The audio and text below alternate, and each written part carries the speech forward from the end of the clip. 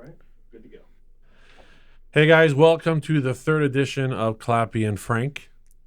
Thanks for your patience. I was traveling last week. Today, it's our back to school edition.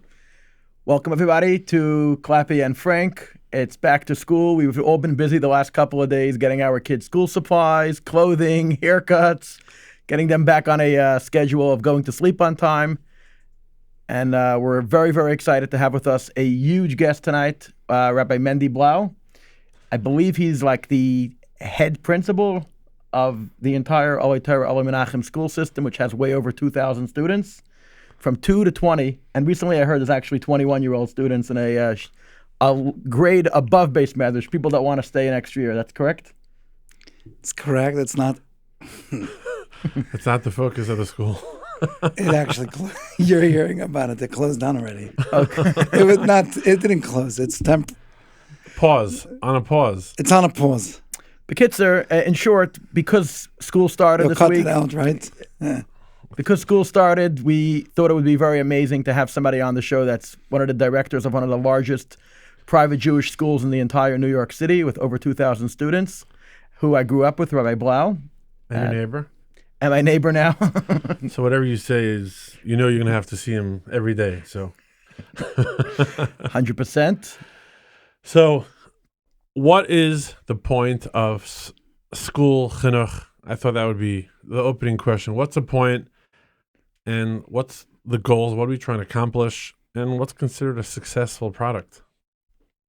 Okay, that's a loaded question. That's why I said we'll open with that one, then we'll work in and out. Okay, the point of education, and I'm sure that you're referring specifically to Jewish education. Correct. And then we'll go to Chabad Chinuch. But the point of education is Leman HaSheyitzave Es Bonav Ubnei Beisei Acharav V'Shamru Derech Hashem.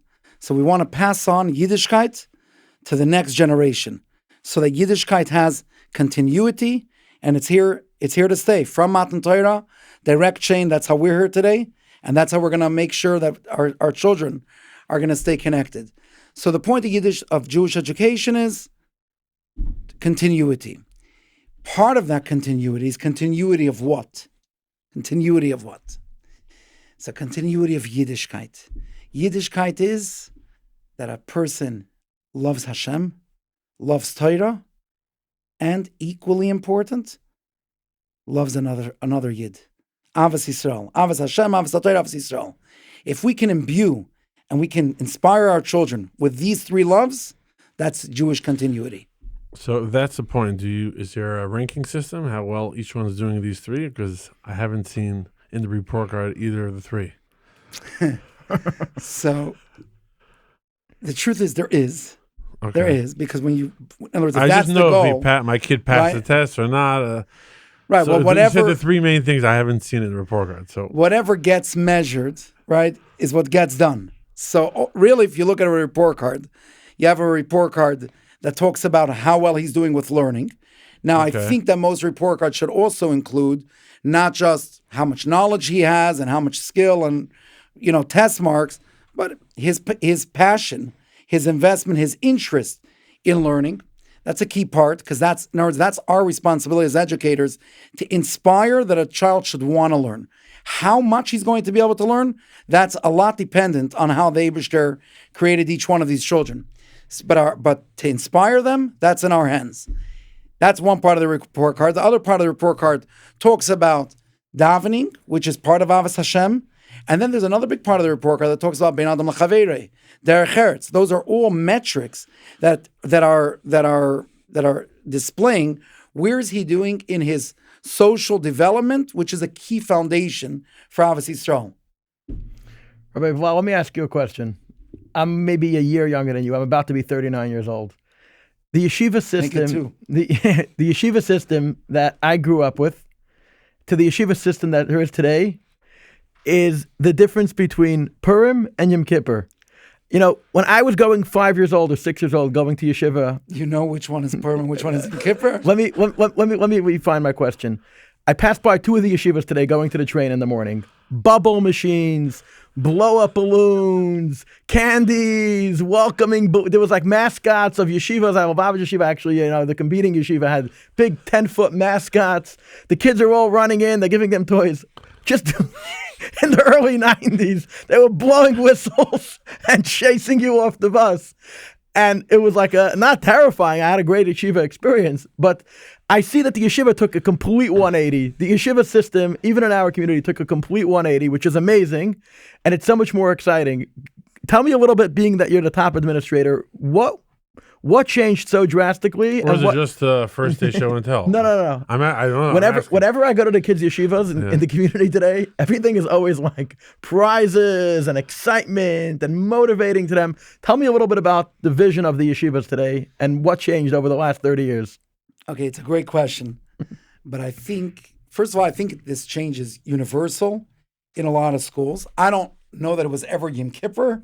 So that's, I don't know if I'm going to subscribe to that sentiment exactly, but it was definitely for more me, it was Tisha B'Av every day, so I could. Okay, but there's certainly truth. You're touching on a sentiment which is true, and it should be there. Like many things, I'm going to start with Lubavitch, then we can go.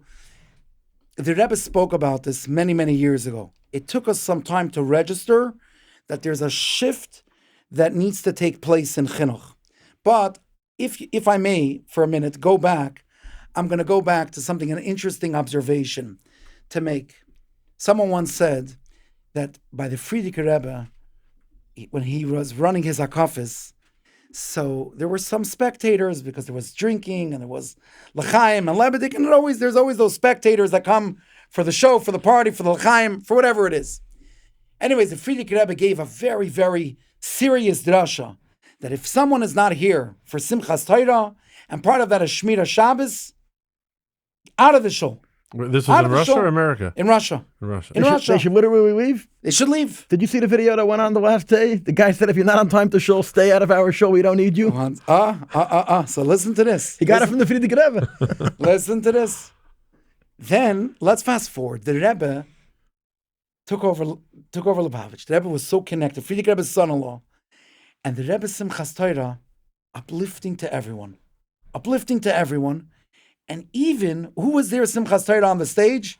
Some Yidden that didn't have beards. Some Yidden that didn't necessarily keep Shabbos and Yom Tiv. So the Rebbe they were from Eretz Yisrael. The second days, right? So they were allowed, so it wasn't a problem. Israeli ambassadors.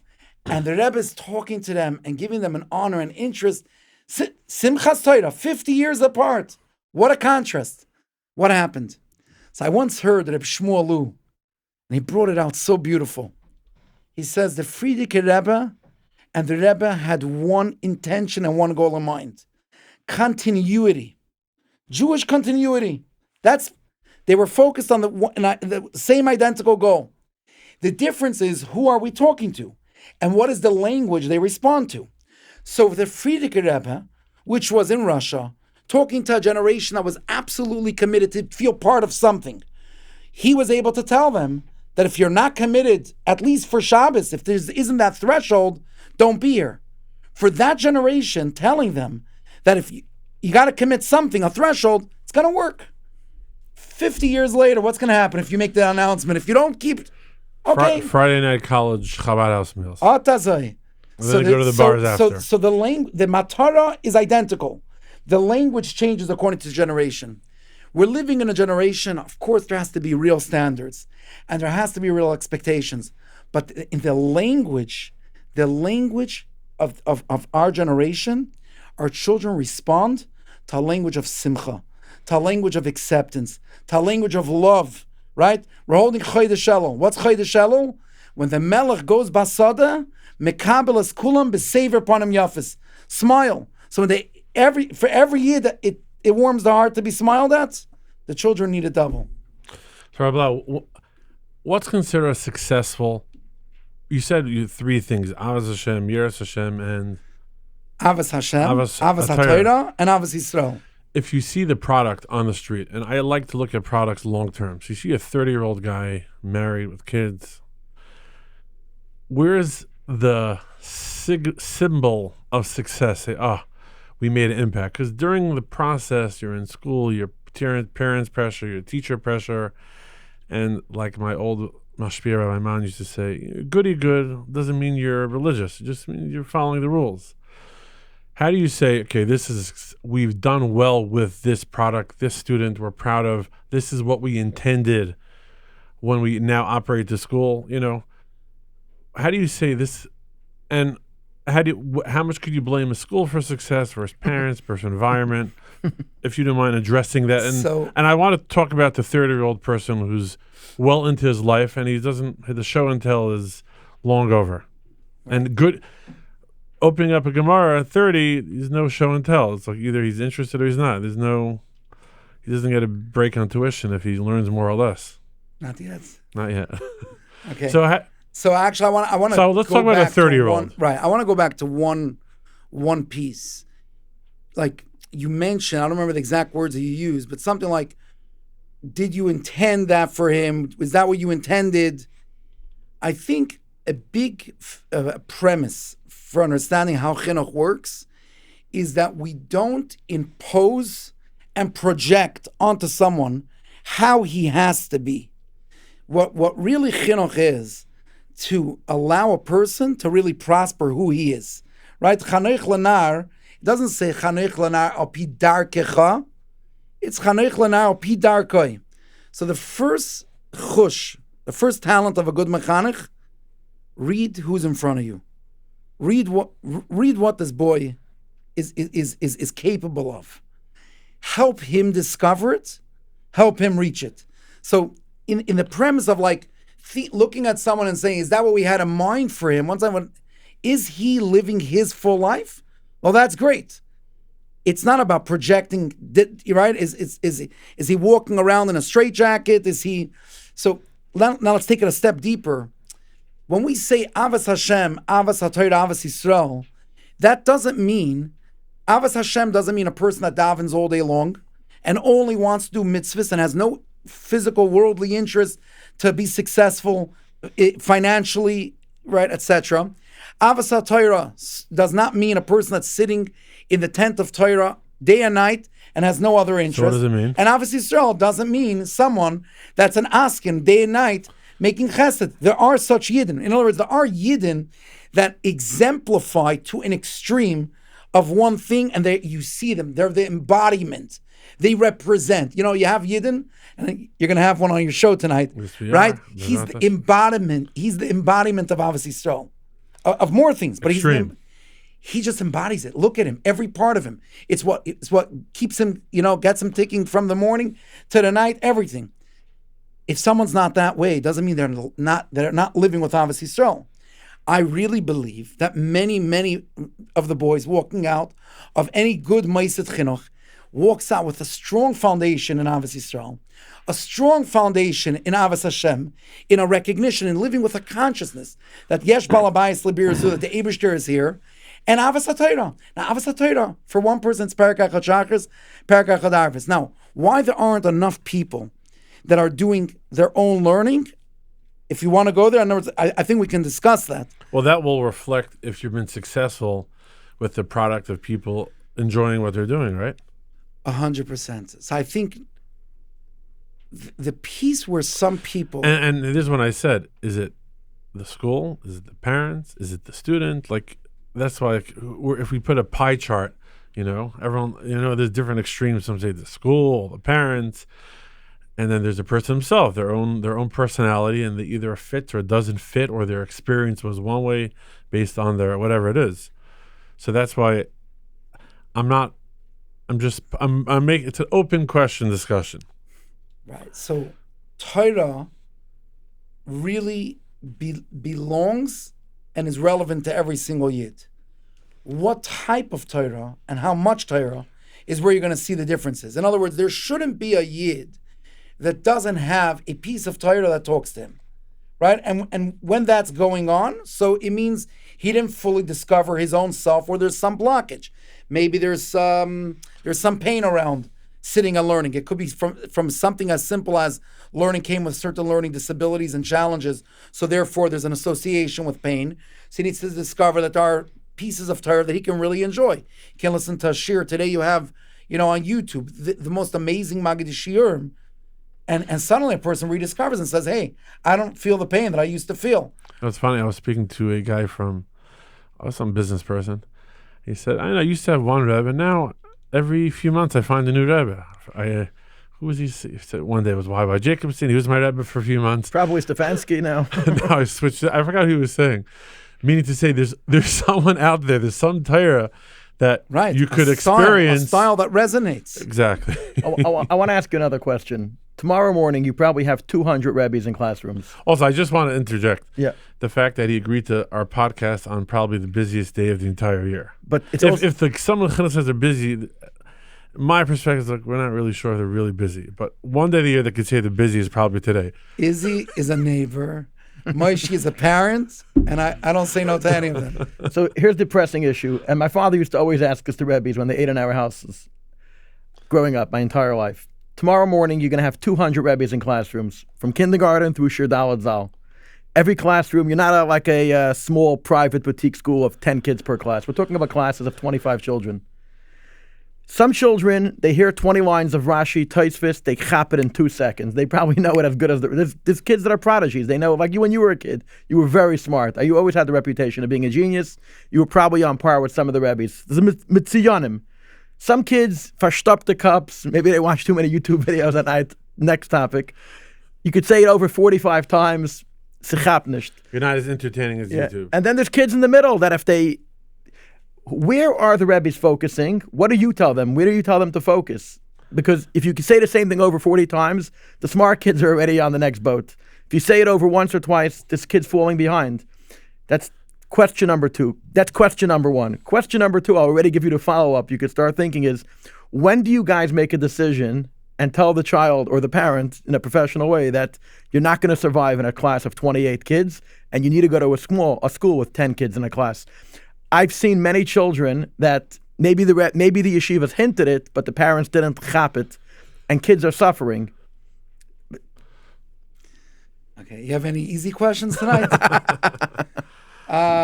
Okay, so first of all, I think you look around. There was always incredible mechanchim, but that when you talk about the progression, the development of yeshivas, we're not talking about administration. We're not talking about buildings. The biggest place where you see a world of a difference is the talent that you're seeing in the mechanech in the classroom. There were always good people in the classroom, but the amount of talented people today that are able to reach the knowledge, the skill, to be able to reach the diversity that exists in a classroom, that skill is a tremendous skill of a good mechanech. Who takes credit for this? Menachem Foundation? You're going to have to take that off the record. Okay. Do you feel that you're saying that so talented people, they're more than our classes, are taking our the path of very education? Diverse.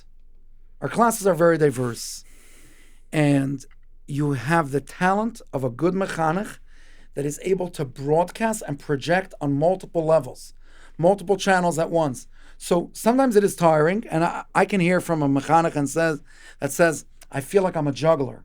I feel like I always have a ball in the ear that I've got to catch, because if I go a little too deep, right, if the shear is a little too cerebral, then I'm losing that child.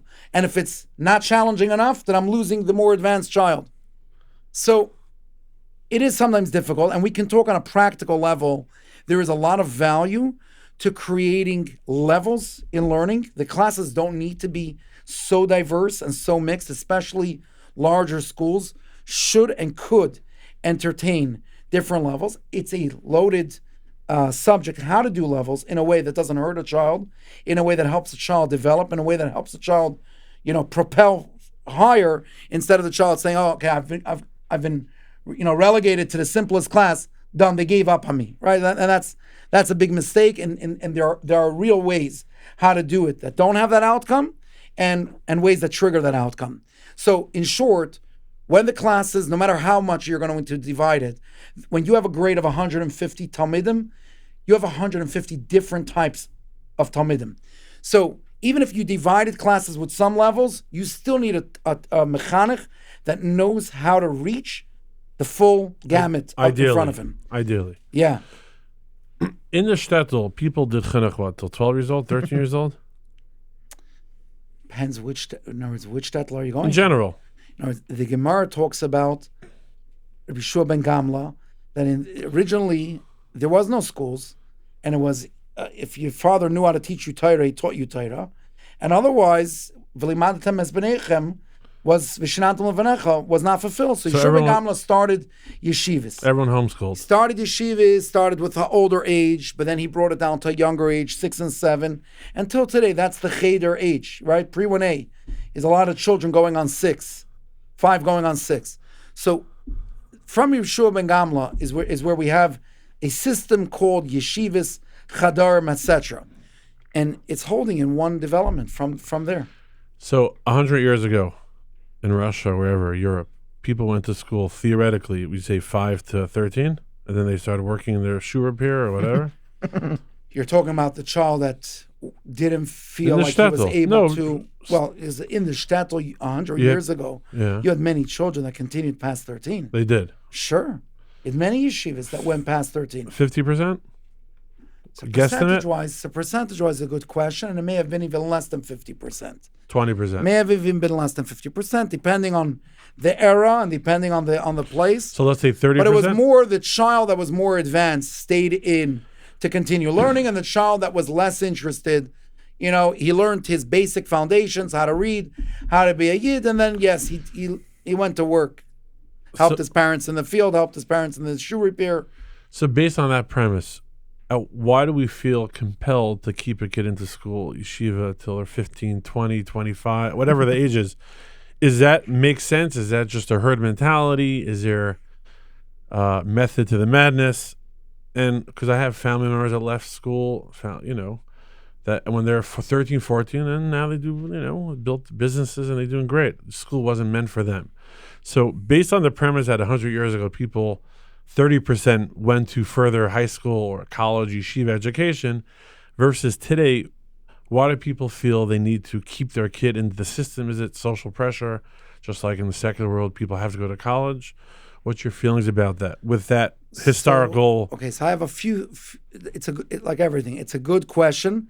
And I think that there's a few points to make.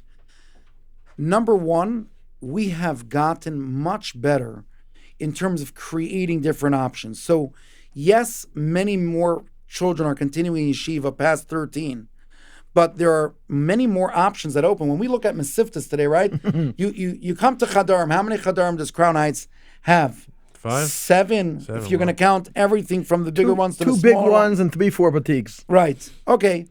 When it comes to Mesivtas, any child from any cheder can say, I want to go to this type of Mesivta or that type of Mesivta. As long as you have $25,000. Okay, that's that. Are we going to go there? No, we're not going there. Okay. You don't have to do that. You right, don't have but to be the anywhere. point, though, is that there really is, that's a beauty today, that there are a lot of options. So actually, when it comes to Mesivta, we became much more developed, not to have one uni set of expectations for every single child. On this, I'll add, though, is that parents do feel, and really it's a result of children do feel certain social pressures. So you will have a child that says, well, I want to be in the mainstream. I can't learn so well, but I want to be in the mainstream.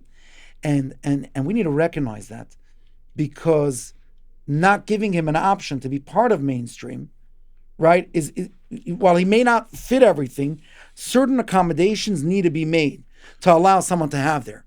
But let's add another important piece. Are you saying that because there's more options, people should stick around to the here's what I wanted education to get, system longer? So yes, I wanted to get to 2 pieces. Number one, there are more options. So therefore, there is really a path for everyone to find themselves.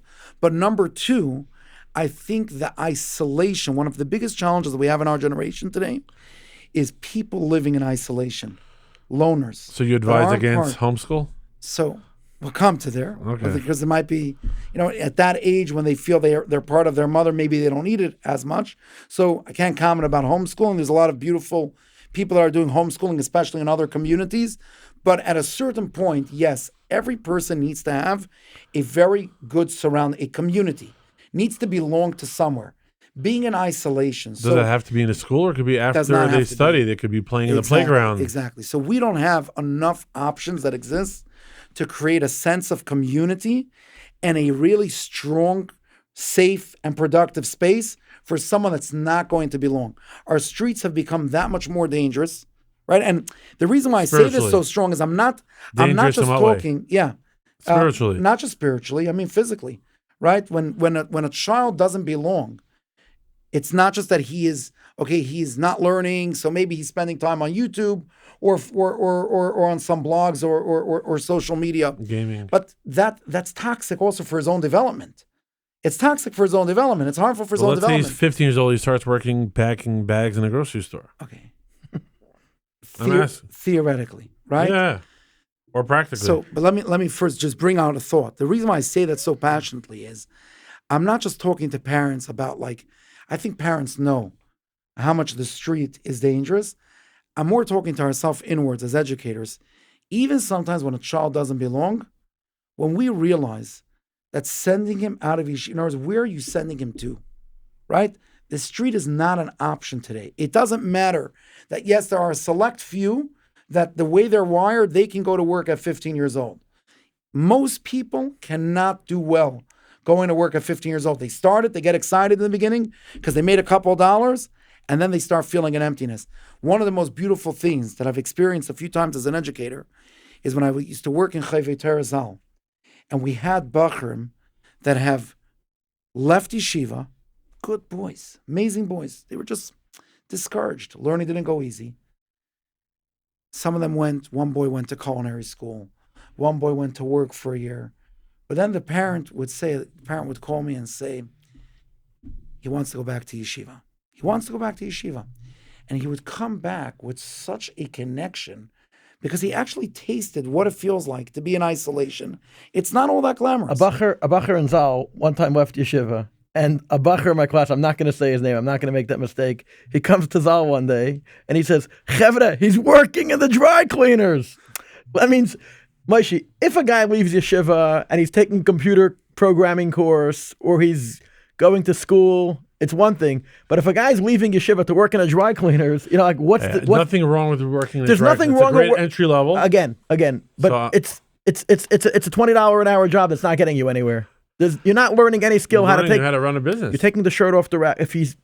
My nikud is that there's a difference between a guy leaving. Would you agree that if a guy leaves yeshiva because he has an amazing brain but learning is not going for him, and he takes a computer boot program and he becomes a programmer making $300,000 a year potentially, or takes an internship to become an electrician, an apprentice thing, that's one thing. Especially if he has chavrusas and stuff. I'm gonna push back on that, even though it may be I really think that we have to be careful. I think any type of work is dignified. In other words, that type of notion of he's going to be a bus driver. I actually think a bus driver is a very dignified to me. Now, a 15-year-old doesn't need to support a family. Baal Shem Tov was a helper, a bus driver. Yeah. But a 15-year-old doesn't need to support a family. But if a 15-year-old is going to choose anything to keep himself busy and productive, I've had once a student that told me, he was a very, very brilliant boy. He's a brilliant boy. But things were going on, and he really felt that when he sits down to learn, he has all his self-awareness was really bothering him. Things going on at home, things going on internally, and he felt like he tries to sit down to learn, he can't concentrate. He's overwhelmed with all different feelings, and I won't elaborate right now. In other words, guilt, depressions, psychological stuff surface. So he told me, and it was an eye-opening thing to me. He told me when I go to he had a relative that was doing boxes. He says when I pack the boxes, he said I feel good. I did something. I took the box, and the first time I heard it, I was surprised. I was like, one second, he's such a brilliant boy. I mean, in Torah he can do anything. In learning any knowledge he can do anything. But he actually felt good. He wanted to feel productive. And he felt productive. Now, obviously, because he's a very, very smart person, at some point he's probably going to feel like, hey, I can do something more than just this. But honestly, if anyone's doing anything to feel productive and they're living a better life, this is what's going to help them be in a schedule. I've had people tell me, I'll take any job in yeshiva. I want it to be in the morning. Why? I want to get up. I want to get up early. That's it. To me, that's beautiful. In other words, we have to not get in a spot from the details. If dry cleaners is going to help you live a structured day, go ahead. There's nothing more holy than the dry cleaners. I personally love retail, so I take offense that you have issues on working the dry cleaners. So you're in some, if I may say, that today there's so many options that if we were in the shtetl 100 years ago with all these yeshiva options, a lot more people would be enrolled in yeshiva. Is that what you're saying? Yes, they should be. And the fact the that alternative doesn't allow for us to take those chances. People aren't just going to live simple lives, hang around and help their mother cut tomatoes in the kitchen. It's not what the average child is going to do if he's out of yeshiva and he's not in a program. So he's got to belong there. The need to be part of a sense of community. For spiritual or emotional? Both. I have a very important question. We had this conversation come up in my family by every Shabbos table. And it's a double question. Number one is the job of the yeshiva to teach the kid how to learn another Blat Gemara and another Maimer Chassidus, or to become the top shliach, or is it to make them feel good about themselves and boost their self-esteem that they could be healthy individuals? And the reason why it comes up is because I have a lot of people that I know that they were not top Talmidim, Sai in the girls' schools, Sai in the boys' schools, and they feel that they were always second-class citizens.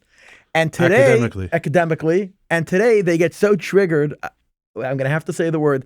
They get so triggered when there's like chidons and the kids that excel go on trips and get prizes and coats and sweatshirts and scarves. And they feel like the children that don't do well are being damaged in the school system. We covered this last time. I want to hear what we have to hear what the educators have to say about this. What are we doing to make lose our views? That's it. What are the yeshivas doing for the kids that are not doing amazing academically to feel like rock stars? Amazing. So I like that question, and like every answer, it's a little bit loaded. And I see that when I try to give a complete answer, I see Moshe's getting worried, right? But here's the point. Both extreme. We need to be able to reach everyone. Okay. Now, but to say that we're going to create communism where everything is, come on, we can't just aim for mediocrity. We have to be able to, the same way for a child that isn't academically advanced, when you're trying to push him too hard, he feels, like a loser. Right. When a child is very academically gifted, if you're not going to give him something high level, he's going to fizzle. 100%. Everyone needs a challenge, but the challenge, right? Something can't be too simple and it can't be too hard. So it has to be just, hit the stretch point where a person feels accomplished, good, and it was attainable. So, like everything, you need something. You can't make it if you do this or you're a nobody. But if you don't have something to push and aspire for higher, aspire for some greatness. Aspire for higher. I like So what are we? Right? 100%. That's a very good answer.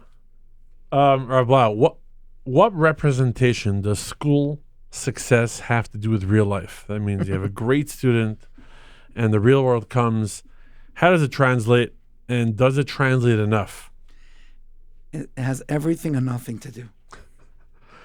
And does the education system need to adjust, saying, because this is what really counts in the world, should we reward, or almost to what I'm a follow-up, but should the schools award things that really count in the real world, right? They say everything you need to know you don't learn in school. Like file taxes, fix your car, whatever it is, how to talk to people.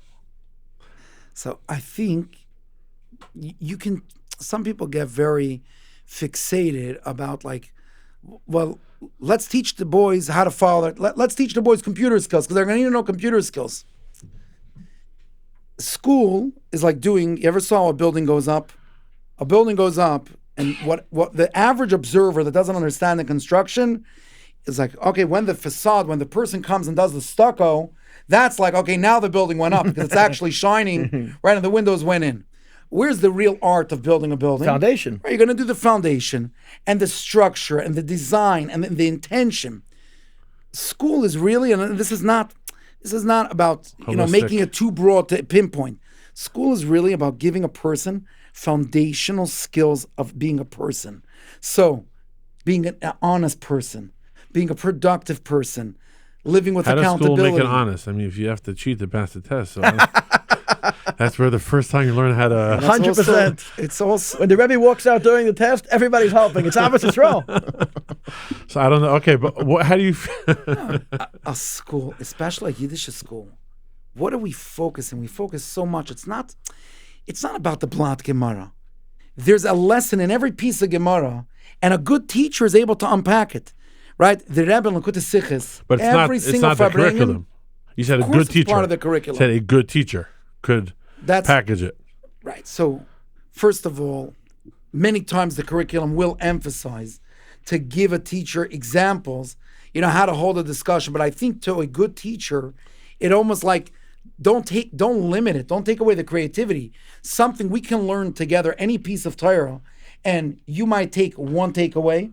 But the main point is, is it a living Torah?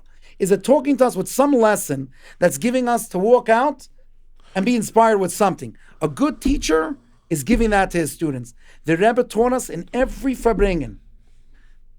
Can talk the pilpul, the pshat, but then there's got to be something relatable and a takeaway. The Yena Shel Torah.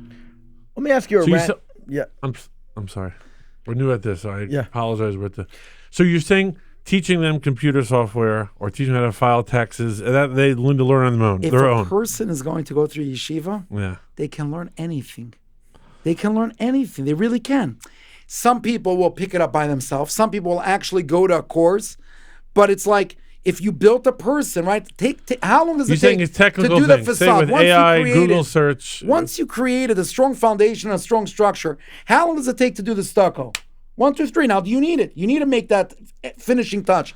So a person, once they know what they needed to do to support their family, there may be a skill that they need to learn professionally, and they should. But if you built a good person, that person is going to be able to learn anything, going to be able to apply himself. When we start taking children at 6 years old and we say, okay, let me teach him how to be a fireman.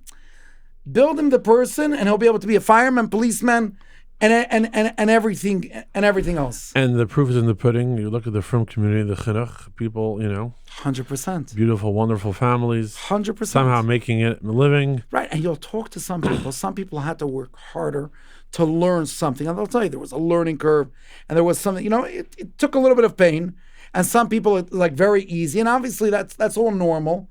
But absolutely, it's like any profession exists in any type of lifestyle. Today with AI, more and more, a lot of the academia style jobs, they are projecting will soon disappear because it just, it's going to be less and less needed. So I would say that leans more to the fact that Jewish education focusing on the spiritual side is really what's left. Because once everything else is commoditized. Right. I would say it's deeper than just leaning on the spiritual side. One of the things that they say is that like the people that have learned a single skill, anything that's like a single skill, that's going to be, it's only a question of time before the computer learns how to do that skill a little bit better. But who is going to have the best shot at really riding the wave? The person that's able to be adaptable, right? Who's able to be adaptable and you're strong at your core and you have confidence and you have purpose. These are critical skills. If you have confidence and you have purpose and you have connection with the Eibishter, you can do anything. Right, but I would say in the academic setting, it's very structured and it's very, you can memorize information, you get tested, there are disciplines. Right? So it's one skilled as well. They're not teaching you how to sell. They're not teaching you how to, deal with the world. But we're gonna be limited on time. A very important question. Rabbi Rosenfeld, Olav Shalom, I think he was like one of the administrators for like 50 years, 60 years. He used to always say, one of the founding fathers of the yeshiva. He said, "We're Michal Teitelbaum, right?" And Rabbi Rosenfeld, correct. I remember him saying, this is the yeshiva where we're raising the boys to be shluchim of the Rebbe. Now, if you ask me, the Rebbe said everybody's a shliach. So if a balabas, like the Rebbe says in Hayom Yom, a balabas that goes out to work and he's able to serve Hashem and bring people closer to Yiddishkeit. So technically, the beautiful answer, everybody's a shliach. But the children going through the doors today, practically speaking, not every one of them is going to be a shliach. So what's the focus? What's the emphasis and the focus on the child between 2 and 20? That when they finish the yeshiva system, what are they supposed to do? What do you want them to do? What's the matara of Oholei Torah as an example? Or Lubavitch Mosad? Where should the kid's focus be when he's 25 years old? The Rebbe used in some of the letters to Oholei Torah, Erliche Yidin. Right? Erliche Yidin means honest, but Erliche Yidin in ours honest Yidin, and like a Yid with integrity. A Yid with integrity. What does the word shliach mean? Yes, we have the shliach that's out there. Integrity is also not in the report card. So all the most important things, a full disclosure that I don't think they're covered. So I don't know if we're going to add it, but anyway. Okay, we'll take it under consideration. So I don't know, social skills, ethics, moral. We need to think deeply if we can measure another Yid's integrity, but you can't measure Avos Hashem either, really. Be it as it may, the point is, what does a shliach mean? A shliach means a person that's on a mission and purpose. And if you realize, before I was using those words, using the word shliach, there should be those that could go on shlichus and can dedicate themselves to saving and expanding Yiddishkeit, absolutely. But by no measure should we ever limit ourselves to say either you're a shliach or you're like not a shliach. In other words, you're a yid with a mission and purpose. Isn't that not the You have mission and purpose. You're on shlichus. There's different types of shlichus. There's classical shlichus established by the Rebbe, which was meant to broaden Yiddishkeit. Hafat Samayonis. On that point, Rav Clappy has a lot more hashpah than the world today than many or most or shluchim I know. No comments. If I may say. So, but it is just on that topic. I think that topic was more 20 years ago. He forgot to introduce himself. He's a proud Oholei Torah boy. Only yeshiva. Where I don't know. You have to say confidence. That. You have to say no, that. because actually I'm not in the business of taking credit for other people, but I actually hear this from him all the time. At the end of the day, what's part of the product of Oholei Torah? Where do you send your kids? They just taught you how to be. They just taught you how to be chutzpahdik. Our classmates at the end of Shadawa, they said we're going to be successful because we learned how to be mechutzaf, how to be chutzpahdik. Clappy, shmaya. Clappy. There we go. Clappy. But isn't Rabbi Blau? Isn't today am I wrong that the trending of shluchos or nothing is not so strong? When I remember leaving the yeshiva, like if you don't go on shluchos, at least in my bubble world today, I see business. I think we became more balanced and more nuanced, right? So when we speak in extremes, I think it always existed. There are always Chassidish Yidden. The Zalman Deitch, Olav Hashalom, as one example.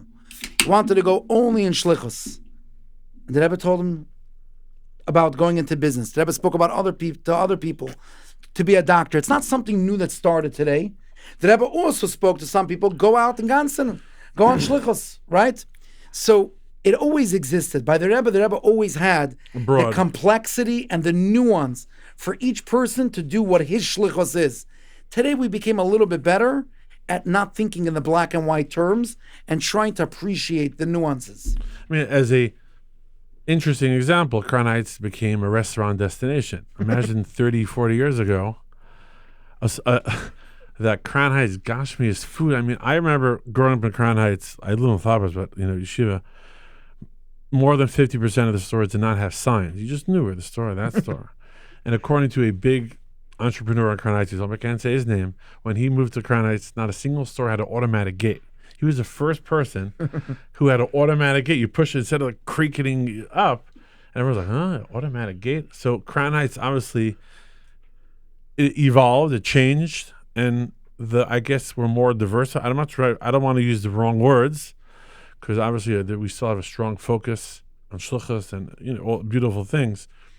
But it seems like Crown Heights became more diverse or evolved. I mean, it's not a given that you're going on shluchos anymore. Like I felt finishing yeshiva system. When I was there, I was like, oh, you're not going to shluchas? Maybe because we're with the the chinuch. It just seems a lot different, a lot more diverse. It's nothing's a given anymore. Yeah, I mean, I guess reflect. I don't know which is that's nurture and nature. That's a loaded observation about the restaurant. I don't know if that's a mila that we became. I'm not saying that. I'm big saying a foodies fact. and food curls, whatever it is. I still remember my father's reaction when he saw it for the first time in Kfar Chabad. Kfar Chabad allowed an insert for Strauss ice cream, and he had he couldn't believe it. He's like, no, it's Kfar Chabad's for Chassidim, and my father ate ice cream. He wasn't not in touch with himself, but to celebrate an ad for ice cream with the way you celebrate ice cream, right? Tam Gan Eden or whatnot. He felt it was so. Whether Crown Heights is, it's the beauty of Crown Heights that we have all these restaurants. Certainly not a problem. Everything has a mila. You can always see it in mila from a very simple perspective. You like the working class, and so do I. And I think a lot of people, it's the simplest thing that Amazon has not yet figured out how to compete with, right? So Crown Heights used to have electronic stores, and Crown Heights used to have many other service stores, which today, it's hard to compete with the giants. But a kosher, good restaurant, they're vila. Jeff Bezos left for other people. Let me ask you another question. There's 1,000 mothers right now going through the yeshiva lists. This grade, gray pants, blue shirts, white shirts. A picture got released today from Jem of a Chassidish guy. Today is one of the big Askanim in Eretz Yisrael with a dark blue shirt in 770 with the collar the size of the huge collar, standing right next to the Rebbe by Mincha. We got a little bit caught up in gray pants, blue pants, only black shoes, sneakers can't have a Velcro, and the kids have been focusing on this the last few days. Did it get a little bit out of control, or it's better that way, that the strict rules, white shirts and blue shirts and only this color shoe, it's getting worse every year. It gets stricter and stricter. It's a good question. It used to not exist. The Bachrim in 770 very used to have, petty to be fixated on these things when that's not really what we're building, and that's not really reflective of who a person is. And at the same time, there is a certain beauty to it.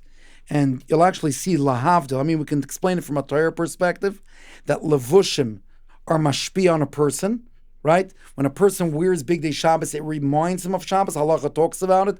It reminds him that he's not supposed to be carrying, right? So when a person wears a certain way, the levushim have a hashpa on a person. But there's also another point. Lahavdil, many CEOs today, big CEOs, one of the things that they do is they wear every day the same T-shirt and pants. Why? Because they say we're all finite beings. As much as we think we're infinite, we can do everything. Mark Zuckerberg, right? So we're finite people. We're finite people do I want to spend good energy and good time thinking how I'm going to fit in? But I wore this yesterday, but I plan on going on the set tomorrow. Keep it simple. Children benefit from things being kept very simple, very plain. I don't think it's locking out a person's expression. It's sad if the only place a person can find expression is within the clothing. In other words, find expression in so many ways. Where's a person's character? He's a fashion label guy, so he... You're talking about... But actually, I don't think anyone thinks of him because he dresses... On the comments on the videos we do, everyone talks about his personality. His Ferragamo belt. I think his personality is what... His Burberry scarf. He gets a lot of comments. I guess we shouldn't... we're getting a little caught up on this, but there's a guy like Zuckerberg that wears jeans and tee and Hanes undershirts every day. A lot of people say it's degrading the business class. He should be wearing fancy suits and ties, dressed like a CEO. Trump just told the prime minister of Ukraine, don't you dare come back into the White House without a suit and tie. Guess what? He was here last week with a suit and tie. He's stepping up his game. There is a certain level of class, of not always being the same. Class are not always... You can wear classy things every day. Wearing a hat and jacket is one of the most classical looks. Blau, do you still have the smart car or no? Is it yes or no? He's driving an Acura these days. Acura. I just not remember... accurate for the record. Oh, it's a Honda. Oh, it was an old Acura for a newer Honda. He had that smart car. That was the best. If his personality came out in the fact that he drove a smart car. You come in your clothing. He did a much better deal. He told me why it made sense, parking and this. There's not no parking in Crown Heights. And the bike lane, the bike things took away the bike racks. An hour block. It took away 7 Torah parking last spots. thing, I told you before, a successful product. Did you say a successful student you can only see when they're 30 years old or not? Yes or no? Without any No. run-ons. No. Okay, No. no? You can see success early on. And I think a good educator is able to see a lot of early signs of success and helps push the child in those directions. I always know one thing about school and chinuch and education. People always remember that one teacher that did this for them, the one teacher that did that for them. And for their whole life, they're grateful and they remember that one teacher that pushed them farther, that believed in them. You hear all these big guys, and this guy, remember, my 3rd grade, my 8th grade, my 12th grade, who believes me, no one believes me. So one thing that I always see carry through that school shines is in that one teacher that really made a difference in someone's life. 100%. Thanks so much, Rabbi Blau. Thank you so much, Rabbi Blau, for taking coming out your on the time show. on the busiest day of school, would you say? Rabbi Blau. Every day's busy. Thanks so much. And thank you, Josh, on the soundboard. Great job. Thank our corporate sponsor, Corporate sponsor. Crown Heights Butcher on Albany Avenue and the restaurant on Troy Avenue. With the meats. Amazing food, great customer service, fresh. Thank you so much, Rabbi Blau, My pleasure. for taking the risk and coming with us. Rabbi Blau. How long was that?